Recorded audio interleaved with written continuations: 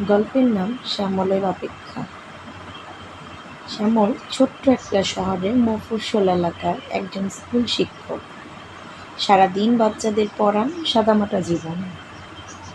কিন্তু তার জীবনের প্রতিটা দিনেই একটা জিনিস অভ্যাসে পরিণত হয়েছে। প্রতিদিন বিকালে রাস্তার মোড়ে দাঁড়িয়ে থাকা।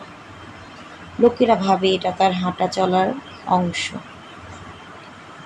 কিন্তু আসলে সে প্রতিদিন অপেক্ষা করে একজনের জন্য, সুরভি। 10 বছর আগে কলেজ জীবনে সুরভি আর শ্যামলের বন্ধুত্ব একসময় ভালোবাসায় রূপ নেয়। সুরভি বলেছিল, শ্যামল, আমি তোমার হব, কিন্তু এখন নয়। সময় লাগবে, আমি স্বপ্ন দেখতে চাই, উঠতে চাই, তুমি অপেক্ষা করবে? শ্যামল হেসে বলেছিল,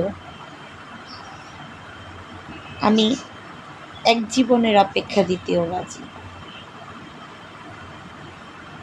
তারপর সুরভি চলে যায় ঢাকায়, আর শ্যামল থেকে যায় তার ছোট্ট শহরে। বছর 2 যোগাযোগ ছিল, এরপর সুরভি হারিয়ে যায়। মোবাইল বন্ধ, চিঠি ফেরত আসে, শ্যামল জানে না সে কোথায়, কিন্তু তার বিশ্বাস সুরভি একদিন ফিরবেন। 10 বছর কেটে গেছে, শ্যামল এখনও ওই মোড়ে দাঁড়ায়। প্রতিদিন বিকেলে হাতে একটা হলুদ গাঁদা ফুল, সুরভির প্রিয় ফুল। লোকেরা বলে, বোকা ছেলে, সে তো আর ফিরবে না। শ্যামল শুধু মৃদু হেসে বলে, ভালোবাসা অপেক্ষা করতে জানে। ফিরে না আসলেও সে প্রতিদিন আমার মনে আসে।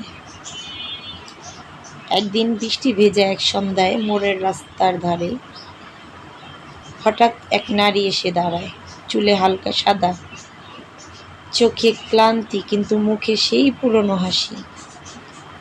সে বলে, তুমি এখনো অপেক্ষা করো শ্যামল? শ্যামল কাপা গলায় বলে, তুমি ফিরেছ? সুরভি চোখের পানি মুছে ফেলে, আমি কখনো ভুলিনি, শুধু সাহস পাইনি। তুমি এখনো ভালোবাসো? শ্যামল হাতে গাঁদা ফুল বাড়িয়ে দেয়। ভালোবাসা কি সময়ের ওপর চলে, সুরভি?